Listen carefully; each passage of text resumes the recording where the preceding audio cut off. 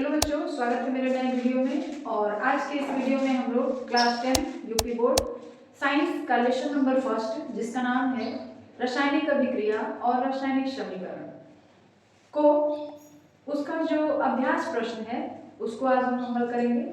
उसके जो भी इम्पोर्टेंट टॉपिक्स हैं, जो भी इम्पोर्टेंट डिफिनेशंस हैं, वो सारा हमने डिस्कस किया था और आज हम उसका अभ्यास प्रश्न हल करेंगे एनसीईआरटी की बुक का। चलिए स्टार्ट करते हैं। एनसीईआरटी का अभ्यास प्रश्न है ये।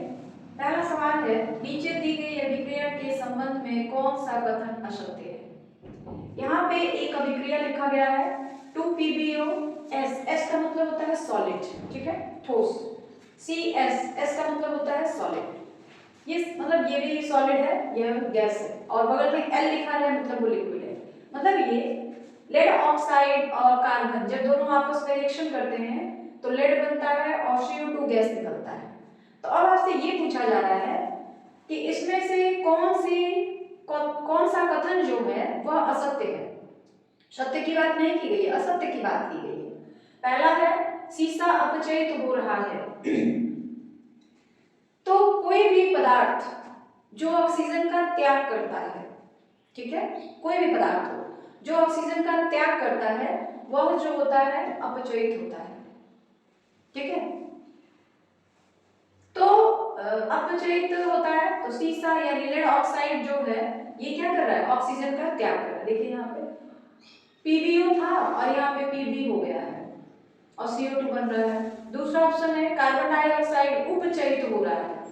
कार्बन डाइऑक्साइड उत्पाद की तरफ लिखा गया है। जो भी पदार्थ उत्पाद की तरफ लिखे जाते हैं उनका ना तो अपचयन होता है ना तो उपचयन होता है, ठीक है।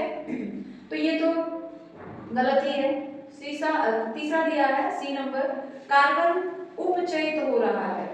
कार्बन में ये और ये उपचयित हो रहा है, हाँ, क्योंकि कोई भी पदार्थ जब ऑक्सीजन ग्रहण करता है तो वो उपचयित हो जाता है, तो ये तो उपचयित हो रहा है। लेड ऑक्साइड अपचयित हो रहा है नहीं।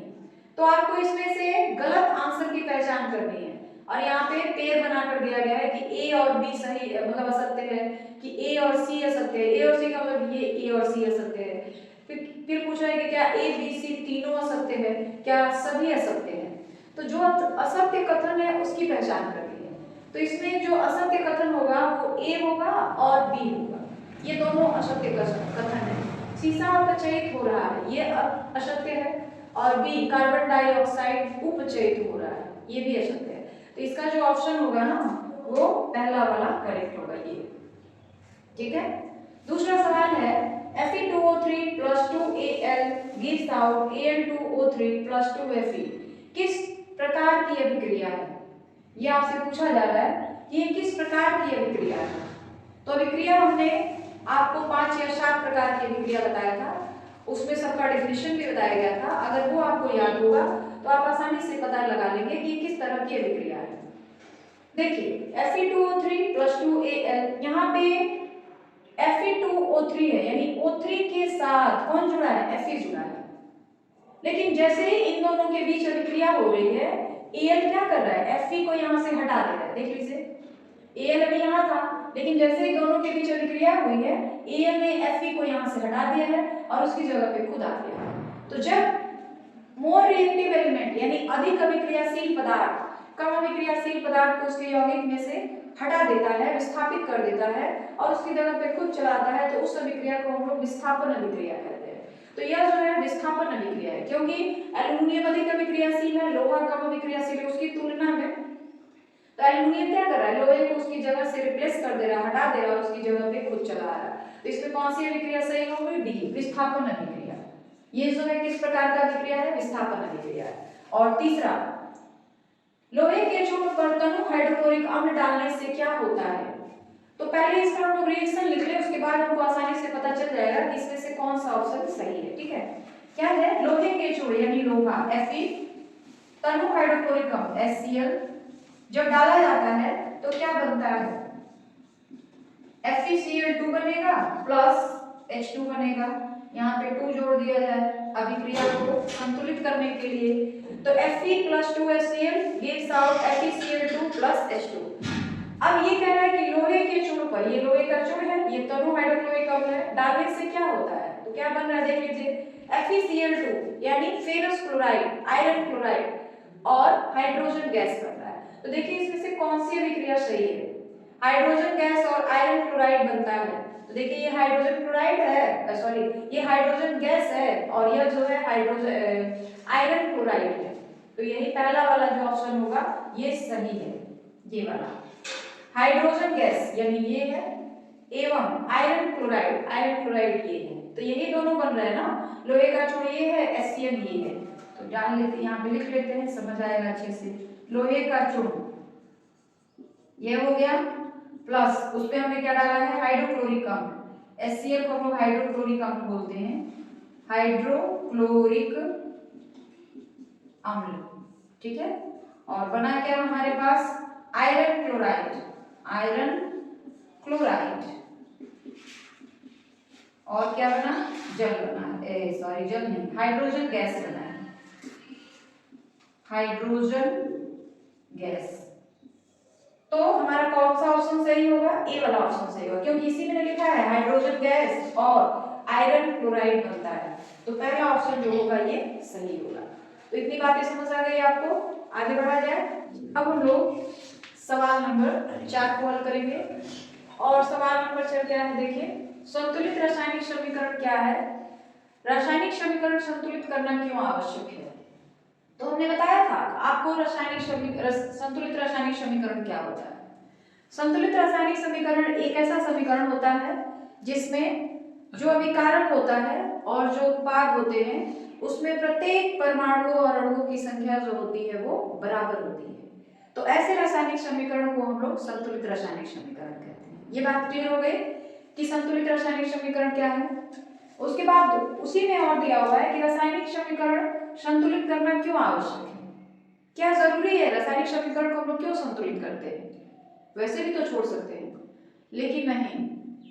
द्रव्यमान संरक्षण नियम ये कहता है कि किसी भी रासायनिक समीकरण में या किसी भी रासायनिक अभिक्रिया में अभिकारक का कुल द्रव्यमान और उत्पाद का कुल द्रव्यमान बराबर होना चाहिए। तो हर रासायनिक समीकरण जो होता है, हर रासायनिक अभिक्रिया जो होता है, द्रव्यमान संरक्षण नियम का पालन करता है और इसीलिए प्रत्येक रासायनिक समीकरण का संतुलित होना आवश्यक है। ठीक है, चलिए इसको लिख भी लेते हैं। संतुलित रासायनिक समीकरण क्या है, इसका आंसर हो जाएगा संतुलित रासायनिक समीकरण। रासायनिक समीकरण एक ऐसा समीकरण है, एक ऐसा समीकरण होता है जिसमें अभिकारक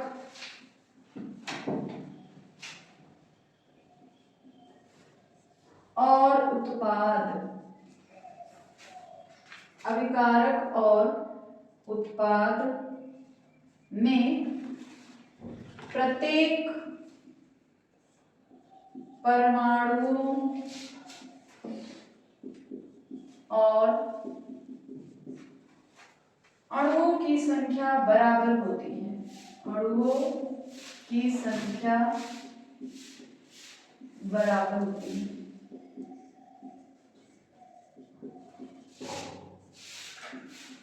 आगे बात समझ में, जैसे CaO plus CO2 gives CaCO3, यह जो है एक रासायनिक समीकरण है। ठीक है, रासायनिक समीकरण का संतुलित होना इसलिए आवश्यक है कि प्रत्येक रासायनिक समीकरण द्रव्यमान संरक्षण नियम का पालन करता है और द्रव्यमान संरक्षण नियम के हिसाब से अभिकारक का कुल द्रव्यमान उत्पाद के कुल द्रव्यमान के बराबर होना चाहिए। तो वो भी लिख लेते हैं। रासायनिक समीकरण संतुलित करना आवश्यक होता है, आवश्यक होता है क्योंकि प्रत्येक रासायनिक समीकरण, प्रत्येक रासायनिक समीकरण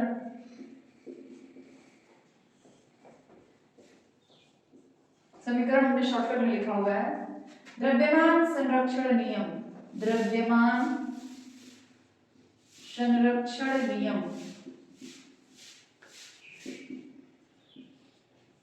का पालन करता है। अगली बात समझ में, कोई भी रासायनिक समीकरण होगा वह द्रव्यमान संरक्षण नियम का पालन करता है, इसीलिए उसका संतुलित होना आवश्यक है। और द्रव्यमान संरक्षण नियम के अनुसार क्या होता है कि कुल द्रव्यमान अभिकारक का और कुल द्रव्यमान उत्पाद का बराबर होना चाहिए। यह तभी संभव है जब कोई भी रासायनिक समीकरण संतुलित होगा। ठीक है, कोई भी अभिक्रिया होती है तो अभिक्रिया के दौरान ना तो नए पदार्थ का निर्माण होता है और ना ही कोई पदार्थ नष्ट होता है। ठीक है, चलिए उसके बाद है क्वेश्चन नंबर 5। क्वेश्चन नंबर 4 आपको क्लियर हो गया, 5 पे आते हैं। और समीकरण सवाल नंबर 5 जो है, निम्न कथन को रासायनिक समीकरण के रूप में लिखे और संतुलित करें। ये जितनी बातें लिखी गई हैं इनको रासायनिक समीकरण के रूप में लिखना है और उसे संतुलित भी करना है। जो रासायनिक समीकरण संतुलित है उसे नहीं आपको टच करना है, वो संतुलित है तो उसको छोड़ देना है, लेकिन जो रासायनिक समीकरण संतुलित नहीं है उसको आपको संतुलित करना पड़ेगा। ठीक है, तो चलिए देखते हैं। पहला, नाइट्रोजन हाइड्रोजन गैस से संयोग करके अमोनिया बनाता है। तो देखो बेटा, किसी भी रासायनिक समीकरण को संतुलित करने के लिए ये जरूरी है कि आपको जितने संकेत होते हैं कम से कम 20 तक तो आपको याद होने चाहिए। अगर आप 20 तक याद कर लेते हैं तो लगभग आपके सारे जो रासायनिक समीकरण संतुलित करने वाले हैं वो बन जाते हैं। तो सारे तत्वों के संकेत याद होने चाहिए और जो सूत्र होते हैं वो सूत्र याद होना चाहिए यौगिकों के, तभी जो है आप किसी भी रासायनिक समीकरण को आसानी से संतुलित कर पाएंगे। ठीक है, तो चलिए देखते हैं। पहला, नाइट्रोजन हाइड्रोजन गैस से संयोग कर। तो नाइट्रोजन को गैस है, हाइड्रोजन भी गैस है, तो नाइट्रोजन को हम लिखते हैं N2, हाइड्रोजन को हम लिखते हैं H2 और दोनों मिलते हैं संयोग करके क्या बनाते हैं, अमोनिया बनाते हैं। तो अब आपको अमोनिया का सूत्र पता होना चाहिए कि अमोनिया का सूत्र क्या होता है। ठीक है, तो अमोनिया का सूत्र होता है NH3, तो हमने लिख दिया। अब देख लीजिए, यह जो रासायनिक समीकरण लिखा गया है ना संतुलित नहीं है। क्यों? कि यहाँ पे नाइट्रोजन 2 है, हाइड्रोजन यहाँ पे 2 है, लेकिन उत्पाद में क्या हो गया है, नाइट्रोजन 1 है, हाइड्रोजन 3 हो गया है, तो संतुलित तो नहीं है। तो अब हमको संतुलित करना पड़ेगा। तो क्या करेंगे उसके लिए, हम लोग यहाँ पे हाइड्रोजन 3 है ना, तो यहाँ पे हम लोग 3 से गुणा कर दे रहे हैं। अब हाइड्रोजन की संख्या कितनी हो गई, 6, क्योंकि 3 से आप गुणा करेंगे तो 3 और ये 2 दोनों गुणा हो जाएंगे, तो हाइड्रोजन की संख्या हो गई 6। तो इधर भी हाइड्रोजन 6 होना चाहिए। ठीक है, तो उसके लिए क्या किया जाए, हम यहाँ 2 से इंटू कर दे रहे हैं। जैसे ही हमने यहाँ 2 से इंटू किया, इसका मतलब क्या है कि नाइट्रोजन भी 2 हो गया और हाइड्रोजन की संख्या हो गई 6। इस 2 से 3 में गुणा कर देंगे तो हाइड्रोजन की संख्या हो जाएगी 6, लेकिन नाइट्रोजन की संख्या कितनी हो जाएगी, 2। अब देख लीजिए, इधर नाइट्रोजन हो गया 2, इधर भी नाइट्रोजन 2, इधर हाइड्रोजन हो गया 6, तो इधर भी हाइड्रोजन हो गया 6। तो यह रासायनिक समीकरण जो है आपका संतुलित हो गया। ठीक है, दूसरा, हाइड्रोजन सल्फाइड। तो आपको हाइड्रोजन सल्फाइड का सूत्र पता होना चाहिए, और अगर आपको हाइड्रोजन सल्फाइड का सूत्र नहीं पता है तो यहीं पे आप मार्क लगाओगे। ठीक है, तो जितना ज्यादा हो सके सूत्र फॉर्मूला याद करिए। हाइड्रोजन सल्फाइड का सूत्र होता है H2S। ठीक है, वायु बेटा एक मिश्रण है और जितने भी मिश्रण होते हैं उनका कोई फॉर्मूला नहीं होता है, लेकिन हम लोग केमिस्ट्री में वायु के लिए फॉर्मूला रखे हैं O2। जहां वायु लिखा रहता है वहां पे हम लोग O2 लिख लेते हैं। ठीक है, ऑक्सीजन गैस, तो वायु के लिए हो जाएगा O2। दहन करने का मतलब होता है जलाना। हाइड्रोजन सल्फाइड वायु में दहन करने पर, ये हमने वायु के साथ उसकी अभिक्रिया करा दी, जल और सल्फर डाइऑक्साइड बनाता है। तो जल और सल्फर डाइऑक्साइड, आपको ये नहीं पता है कि क्या क्या बनाएगा, वो लिखा हुआ है उसमें। जल और सल्फर डाइऑक्साइड का सूत्र आपको पता होना चाहिए। अगर आप नहीं पता रखेंगे तो फिर यहाँ पे दिक्कत आएगी आपको, और अगर पता है तो फिर कोई दिक्कत नहीं है। जल का हो जाएगा H2O और सल्फर डाइऑक्साइड का हो जाएगा SO2। ये बात समझ आ गई? जल का हो गया कितना, H2 और सल्फर डाइऑक्साइड का हो गया SO2। अब दोनों को चेक करना है कि संतुलित नहीं है कि है। संतुलित नहीं होगा तो करना पड़ेगा, देख लेते हैं। यहाँ पे हाइड्रोजन 2 है, यहाँ पे हाइड्रोजन 2 है, हाइड्रोजन 2 ठीक है, यहाँ सल्फर 1 है, यहाँ भी सल्फर 1 है, ये भी ठीक है। ऑक्सीजन यहाँ 2 है और उत्पाद में ऑक्सीजन 2 यहाँ पर और 1 यहाँ पे, 3 ऑक्सीजन हो गए हैं, तो संतुलित नहीं है ये, तो इसको संतुलित करना पड़ेगा। तो क्या किया जाए, देखिए इधर हमारे पास ऑक्सीजन की संख्या 3 हो जा रही है, 2 यहाँ पे और 1 जो है यहाँ पे, तो हमको इधर भी ऑक्सीजन 2 है और इधर ऑक्सीजन 3 हो गया है। तो कभी भी हम संतुलित करेंगे तो जो कम है ना उसको ज्यादा के बराबर करेंगे। जैसे यहाँ पे 2 है तो हम लोग इसको कोशिश ये करेंगे कि वो 3 के बराबर हो जाए। अब यहाँ 3 है तो ये नहीं कि इसको कम करके 2 कर दिया जाए, जो कम है ना उसको बढ़ाया जाता है, जो ज्यादा है उसको घटाया नहीं जाता है, ठीक है। तो हम लोग क्या कर रहे हैं यहाँ पे अगर हम 3 से मल्टीप्लाई कर दें यहाँ पे तो ऑक्सीजन की संख्या कितनी हो गई, 6 हो गई कि नहीं हो गई, देख लीजिए। जैसे ही हमने यहाँ पे 3 से इंटू कर दिया ऑक्सीजन की संख्या हमारे पास 6 हो गई और इधर ऑक्सीजन की संख्या कितनी है, 2 यहाँ पर है और 1 यहाँ पे है, 3 ही ऑक्सीजन कितने हैं और इधर ऑक्सीजन 6 हो गया। तो अब क्या करेंगे, इधर भी ऑक्सीजन 6 होना चाहिए। तो इसके लिए हम लोग क्या करें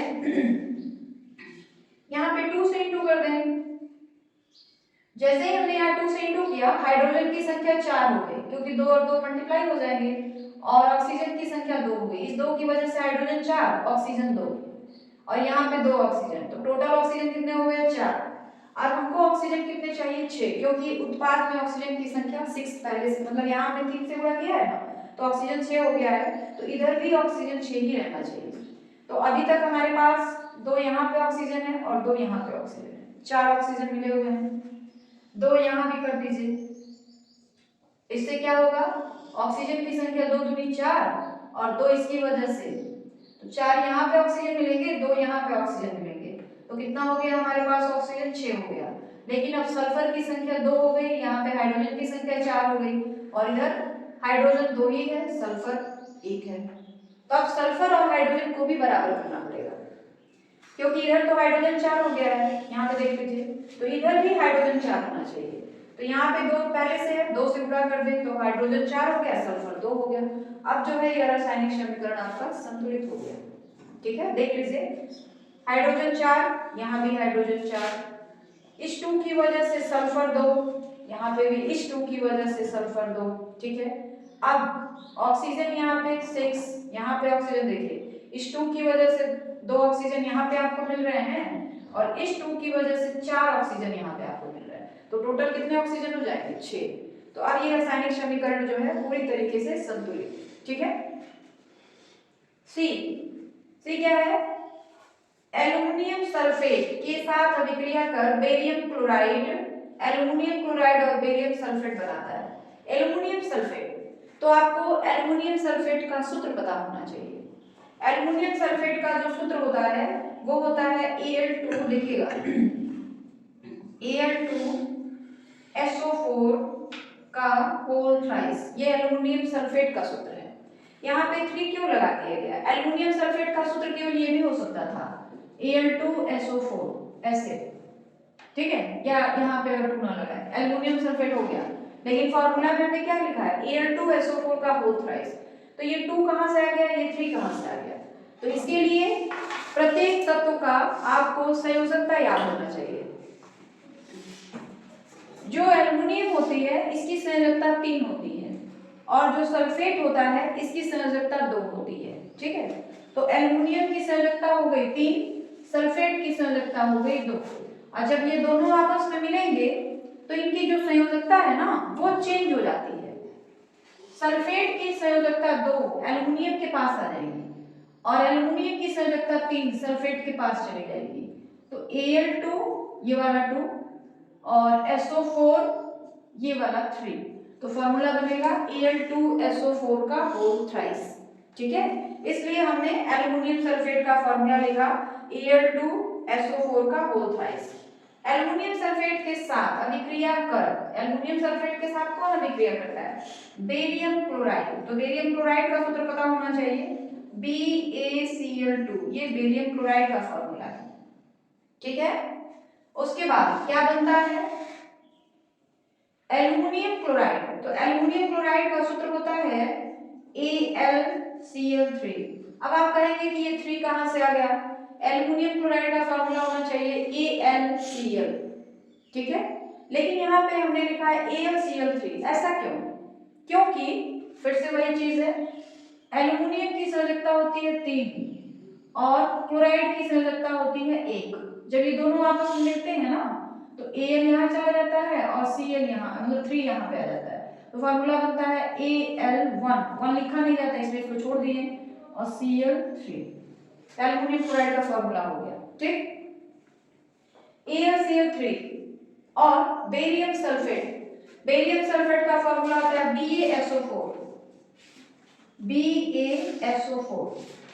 ये बेरियम सल्फेट का फॉर्मूला है, ठीक है। तो जितना ज्यादा फॉर्मूला याद रखोगे बेटा उतना ज्यादा आसानी से इस तरह के सवालों को आप हल कर लेंगे, ठीक है। अब ये संतुलित नहीं है, संतुलित करना पड़ेगा आपको, तो देखिए कैसे करेंगे। इधर जो है एल्युमिनियम की संख्या 2 है, यहाँ पे एल्युमिनियम 1 है, तो पहले हम लोग एल्युमिनियम को ही बैलेंस कर दें। यहाँ पे देखिए 2 है, यहाँ पे 1 है, तो हम लोग इधर इसको 2 से इंटू करेंगे, एल्युमिनियम संतुलित हो गया, ठीक है। Al2, यहाँ पे Al की संख्या 2 हो गई।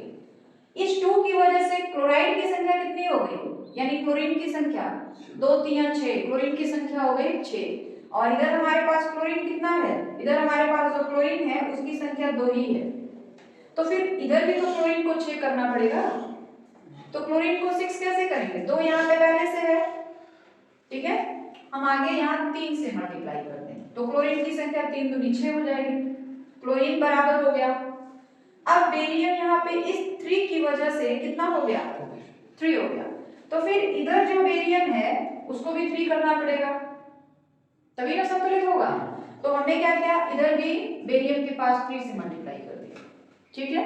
अब चेक कर लेते हैं कि संतुलित है कि नहीं। देखिए एल्युमिनियम 2, इधर भी एल्युमिनियम 2, ठीक है, यहाँ पे SO4 यानी सल्फेट की संख्या 3 है, तो इस 3 की वजह से ये SO4 जो है इसकी भी संख्या 3 हो गई, ठीक है, क्योंकि आगे नंबर जब हम लोग लगा देते हैं ना तो अंदर के सारे नंबर 3 से मल्टीप्लाई हो जाते हैं, तो सल्फेट की संख्या 3 हो गई, इधर भी सल्फेट की संख्या 3, वो भी बराबर, बेरियम की संख्या यहाँ 3, यहाँ भी बेरियम की संख्या 3, वो भी बराबर, क्लोरीन की संख्या 6, इधर भी क्लोरीन की संख्या 6, 2 3 6, तो अब ये रासायनिक समीकरण जो है संतुलित हो गया है, ठीक है। लास्ट में ये जो है आपके लिए होमवर्क रहेगा, और होमवर्क करके आप कमेंट बॉक्स में जरूर बताइएगा कि आपने उसे किया या नहीं, ठीक है। तो ये सारी चीजें क्लियर हो गई आपको, कोई दिक्कत नहीं, आगे बढ़ा जाए। हम लोग क्वेश्चन नंबर 6 को हल करेंगे, और क्वेश्चन नंबर 6 भी वही है, 6 7 सारे यही सवाल दिए गए हैं, बस आपको रासायनिक समीकरण को संतुलित करना है, ठीक है। इसके लिए बेटा एक ही आपके पास तरीका है कि आप जितना ज्यादा हो सके फॉर्मूला याद करिए यौगिकों का और संकेत याद कर लीजिए, तभी हो पाएगा, ठीक है। तो चलिए स्टार्ट करते हैं। पहला है HNO3 plus CaOH का whole twice gives out CaNO3 का होल ट्वाइस प्लस H2O, ये दिया हुआ है, ठीक है। तो चेक करते हैं कि संतुलित है कि नहीं है। देखते हैं, यहाँ H1 है, यहाँ पे H2 है, तो पहले ही संतुलित नहीं है।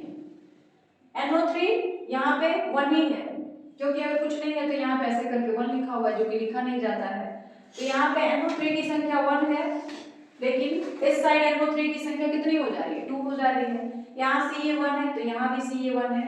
यहाँ पे देखिए O की संख्या टोटल अगर हम देखें तो O की संख्या यहाँ पे 2 है और H की संख्या भी 2 है, और इधर H की संख्या 2, ऑक्सीजन की संख्या 1, तो संतुलित नहीं है, तो आपको संतुलित करना पड़ेगा। तो कैसे करेंगे, सबसे पहले यहाँ पे देखिए H की संख्या 2 है और इधर H की संख्या हमारे पास 1 है, तो हम लोग क्या करेंगे, इसी को पहले 2 से इंटू कर देते हैं इसको, तो 2 से इंटू करेंगे ना तो क्या फायदा होगा, NO3 भी 2 हो जाएगा और H भी 2 हो जाएगा, ठीक है। तो NO3 2 हो जाएगा, तो इधर भी NO3 2 ही है, बैलेंस हो जाएगा। तो हमने क्या किया, यहाँ 2 से इंटू कर दिया, ठीक है। ऐसा रुक जाइए, यहाँ पे लिखते हैं इसका आंसर। हमने क्या किया, 2HNO3 इस 2 की वजह से H की संख्या 2, NO3 की संख्या 2, तो NO3 भी बराबर हो गया, प्लस CaOH का whole twice gives out CaNO3 का होल ट्वाइस प्लस H2, ठीक है। तो इसकी वजह से जो NO3 था वो तो संतुलित हो गया। हाइड्रोजन की संख्या देख लीजिए कितनी हो गई, 2, और यहाँ पे भी 2 हाइड्रोजन, इस 2 की वजह से हाइड्रोजन 2, ऑक्सीजन भी 2, तो हाइड्रोजन 2 यहाँ पर और यहाँ पर भी हाइड्रोजन 2 ही है। तो टोटल अभिकारक में हाइड्रोजन कितने हो गए, 4 हो गए, लेकिन यहाँ पे हाइड्रोजन कितना है, 2 ही है, तो फिर इसको भी 4 करना पड़ेगा। तो क्या करेंगे, यहाँ पे हम लोग 2 से मल्टीप्लाई करते हैं, तो हाइड्रोजन 4 हो गया और ऑक्सीजन 2 हो गया। अब यह रासायनिक समीकरण संतुलित है, बिल्कुल चेक कर लीजिए। हाइड्रोजन देखिए यहाँ पे 2 और यहाँ पे 2, हाइड्रोजन 4, इस 2 की वजह से ऑक्सीजन 2, तो इस 2 की वजह से ऑक्सीजन 2, नाइट्रेट की संख्या यहाँ पे 2 है, इस 2 की वजह से यहाँ भी नाइट्रेट की संख्या 2 हो गई, Ca की संख्या 1, Ca की संख्या 1, यह जो है रासायनिक समीकरण संतुलित है। ठीक है, दूसरा देखते हैं, NaOH plus H2SO4 gives out Na2SO4 plus H2, ये दिया हुआ है। ठीक है, तो इसको हम लोग कैसे संतुलित करेंगे, देखिए इसका आंसर हम लोग लिखेंगे। ठीक है, तो हम लोग लिखेंगे कैसे, NaOH plus H2SO4 gives out Na2SO4 plus H2। ठीक है, तो देखिए क्या बनेगा, सोडियम यहाँ पे 1 है और यहाँ पे सोडियम की संख्या 2 हो जा रही है, तो सोडियम को बराबर किया जाए, क्योंकि यहाँ पे सोडियम कितना हो गया है, 2, और यहाँ पे सोडियम कितना है, 1 ही है, तो फिर हम लोग इसी को पहले बराबर कर दे, तो हम लोग यहाँ पे 2 से इंटू कर देते, एक लाइन नीचे लिख देते। ठीक है, प्लस अब देखिए Na की संख्या 2, O की संख्या 2, हाइड्रोजन की संख्या 2, अब इस 2 की वजह से हाइड्रोजन कितना हो गया, 2, और फिर ये वाला जो हाइड्रोजन है H2SO4 gives out Na2SO4 plus, इधर देखिए यहाँ पे हाइड्रोजन की संख्या कितनी है, 2, और ये 2, हाइड्रोजन कितने हो गए अभिकारक में, 4, और इधर हाइड्रोजन आपके पास कितना है, 2 ही है, तो इसको हम लोग 2 से गुणा कर देंगे, हाइड्रोजन 4। अब ये देख लीजिए बराबर है कि नहीं, संतुलित है कि नहीं, देखते हैं। Na2, यहाँ भी Na2, हाइड्रोजन ऑक्सीजन, इस 2 की वजह से ऑक्सीजन भी 2 हो गया, इस 2 की वजह से ये भी ऑक्सीजन 2 हो गया। ठीक है, इस 2 की वजह से ये वाला हाइड्रोजन 2 माना जाएगा। ठीक है, और 2 यहाँ पे हाइड्रोजन, तो टोटल इधर हाइड्रोजन कितने हो गए, 4, इस 2 की वजह से इधर भी हाइड्रोजन 4 हो गए। SO4 1 है तो SO4 1 है, H2 यहाँ पर 2 को तो हमने काउंट कर लिया था, तो ये समीकरण संतुलित हो गया। तीसरा है, देख लीजिए, NaCl AgNO3 gives out AgCl plus NaNO3, Na 1 है, यहाँ भी Na 1 है, ठीक है, Cl 1 है, यहाँ भी Cl 1 है, ये भी सही है, Ag 1 है, यहाँ भी Ag 1 है, यह भी सही है, NO3 1 है, तो यहाँ भी NO3 1 है, तो यह रासायनिक समीकरण जो है बिल्कुल संतुलित है, उसमें आपको कुछ नहीं करना है। ठीक है, तो इसको आंसर भी केवल उसी तरह उतार देंगे, NaCl plus AgNO3, कुछ करना ही नहीं है, संतुलित है ये, AgCl plus NaNO3। ठीक है, लास्ट वन देखिए, BaCl2 plus H2SO4, BaSO4 और HCl, तो देखते हैं Ba 1 है, यहाँ भी Ba 1 है, Cl 2 है यहाँ पे, ठीक है, लेकिन यहाँ पे Cl 1 ही है, तो इधर भी Cl 2 करना पड़ेगा, तो उसके लिए हम लोग यहाँ 2 लिख दें, नहीं ना, गलत हो जाएगा, 2 कहाँ लिखना है, आगे लिखिए, तो अब क्लोरीन इसकी वजह से 2 हो गया, तो ये भी बराबर, यहाँ पे हाइड्रोजन की संख्या 2 हो गई, तो यहाँ भी हाइड्रोजन की संख्या 2 हो गई, SO4 1 है तो SO4 यहाँ पे 1 है, तो इसका आंसर है, बस ये संतुलित हो गया, BaCl2 plus H2SO4 gives out BaSO4 plus 2HCl, बस ये हो गया। तो इस तरीके से आपका क्वेश्चन नंबर 6 जो है वह भी कंप्लीट हो गया।